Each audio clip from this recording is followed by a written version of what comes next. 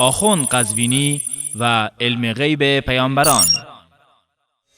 آخوند قزوینی جهت اثبات علم غیب برای ائمه 12 گانه شیعه به داستان خضر و موسی علیهم السلام استدلال می کند.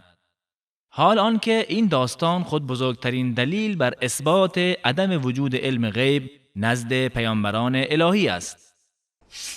در رابطه با حضرت خضر و این که میاد برای شما با حضرت موسی ملاقات میکنه، فانطلقا اذا لقیا غلاما فقتله.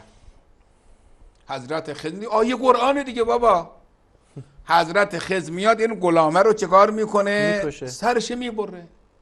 قال اقتلت نفسا زکیه بغیر نفس، آیا یک انسان بیگناهی رو کشتی؟ خب بعد چی میگه حضرت خضر؟ میگه و اما الغلام فکان ابواه مؤمنین فخشینا ان یرهقهما طغیانا و کفرا. من احساس کردم این بچه در آینده پدر مادرش گمراه میکنه. اگر حضرت خضر غیب نمیداند، از کجا میدانه این بچه مایه گمراهی پدر مادرش میشه و میگیره میکشه؟ هم ولایت تکوینی رو ثابت میکنه، هم علم غیب ثابت میکنه. با از این واضح‌تر، از این روشن‌تر آیه قرآن هم آیه قرآن هم هست، یه حدیث هم که نیست. فانطلقا اذا اتیا اهل قرية اما اهلها فابوا ان یضیفوهما. رفتن یک قریه، گفتن ما طعام بدید، طعام ندادن. فوجدا فیها جدارا یرید ان ینقض، یه دیواری داره خراب میشه. فاقامه، یا موسی گلی برای شما عرض کنم، سنگی غیری تا اینو درست کنیم.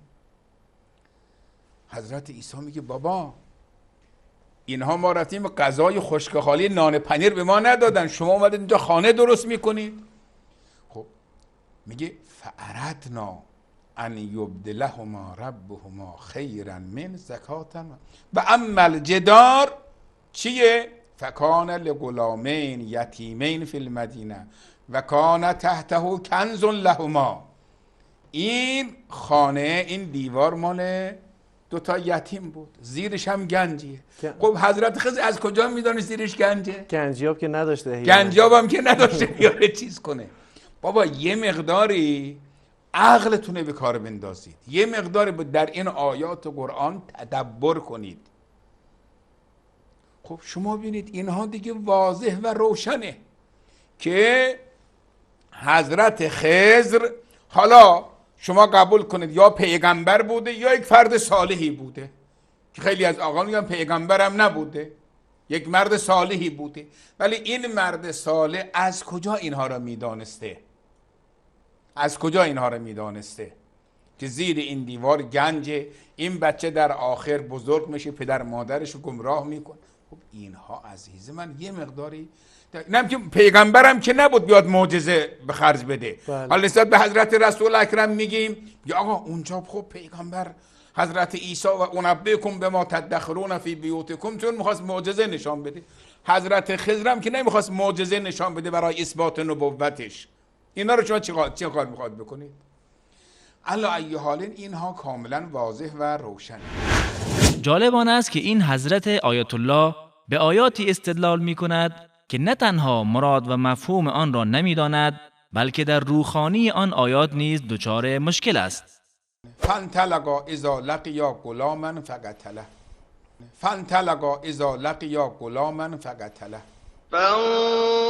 فانطلقا حتى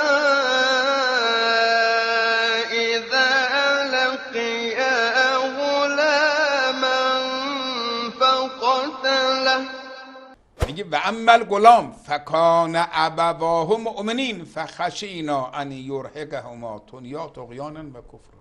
و اما الغلام فکان ابواه مؤمنین فخشینا ان یرهقهما طغیانا و کفرا. فانطلقا اذا اتیا اهل قرية اما اهلها فابوا ان یضیفوهما. فانطلقا حتى إذا أتيا أهل قرية استطعما أهلها فأبوا أن يضيفوهما فوجدا فيها جدارا. آیه قرآن دیگه بابا. قرآن کریم درباره علم غیب می‌فرماید قل لا يعلم من في السماوات والأرض الغيب إلا الله وما يشعرون أيان يبعثون. بگو جز الله هیچ یک از موجودات آسمانها و زمین غیب نمی‌دانند و نمی‌دانند چه زمانی برانگیخته می‌شوند. و نیز می‌فرماید وعنده مفاتح الغیب لا يعلمها الا هو. و کلیدهای غیب نزد او است و کسی جز او آن را نمی‌داند.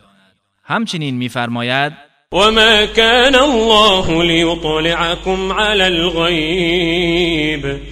و الله شما را از غیب آگاه نمی‌سازد. علاوه بر این، الله متعال درباره ارتباط غیب و پیامبر اکرم صلی الله علیه و آله و سلم خطاب به ایشان می‌فرماید قل لا أملك لنفسي نفعا ولا ضرا قل لا أملك لنفسي نفعا ولا ضرا إلا ما شاء الله ولو كنت أعلم الغيب لاستكثرت من الخير وما مسني السوء إن أنا إلا نذير وبشير لقوم يؤمنون. بگو من برای خودم مالک هیچ نفع و ضرری نیستم مگر آنچه الله بخواهد و اگر غیب می دانستم سود بسیاری برای خودم فراهم می ساختم و هیچ زیانی به من نمی رسید. من برای مؤمنان تنها هشدار دهنده و مژده رسانم. و نیز می فرماید قل لا أقول لكم عندي خزائن الله ولا أعلم الغيب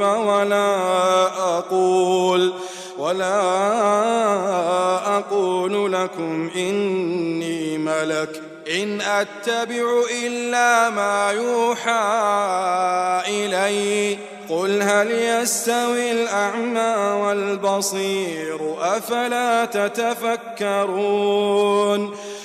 بگو ای پیامبر نمیگویم گنجها و خزانه های الله نزد من است و من غیب نمیدانم و به شما نمیگویم که من فرشته ام، بلکه تنها از چیزی پیروی میکنم که به من وحی میشود. بگو آیا کور و بینا برابرند؟ پس چرا نمی اندیشید؟ این آیات به این مهم اشاره دارد که هیچ شخصی حتی پیامبر اکرم صلی الله علیه و آله و سلم علم غیب نداشتند و آنچه از امور غیبی بر زبان ایشان و دیگر پیامبران جاری میگشت علم ذاتی خود آنان نبوده، بلکه از طریق وحی الهی به آن دست یافتند. داستان موسی و خضر علیهم السلام نیز دلیل دیگری برای اثبات همین حقیقت است. اجازه دهید یک بار دیگر به داستان نظر بیندازیم، اما این بار از دید پیامبر اولوالعزم الله متعال موسی علیه السلام، همان پیامبری که با الله متعال بدون واسطه سخن گفت. کتاب آسمانی تورات بر وی نازل شد و نام مبارکش 136 مرتبه در قرآن کریم ذکر شده است. حضرت خضر میاد این غلامه رو چکار میکنه؟ میکشه. سرش میبره. قال اقتلت نفسا زکیه به غیر نفس، آیا یک انسان بیگناهی رو کشتی؟ خب گلی برای شما عرض کنم، سنگی غیری تا اینو درست کنیم. حضرت عیسی میگه بابا اینها ما رفتیم غذای خشکخالی نان پنیر به ما ندادن، شما اومدید اینجا خانه درست میکنید. حال باید از حضرت آیت الله پرسید سبب اعتراض و شکایت موسی علیه السلام چه بود؟ آیا نمیدانست که چرا خضر چنین کارهایی را انجام میدهد؟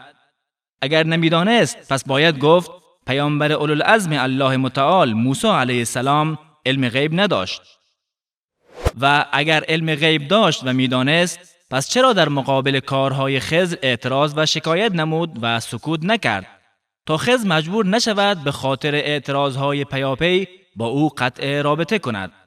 و اگر موسی علیه السلام که نامش 136 مرتبه در قرآن ذکر شده است عالم الغیب بود و همه چیز را می‌دانست، پس چه نیازی بود که خضر برای قانع ساختن موسی علیه السلام به بیان دلیل کارهای خود بپردازد؟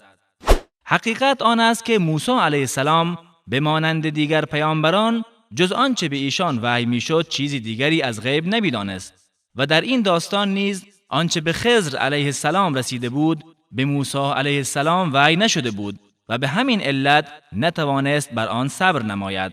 با حضرت خضر و در پایان این داستان خضر خطاب به موسی علیه السلام فرمود: وما فعلته عن أمري ذلك تأويل ما لم تسطع عليه صبرا.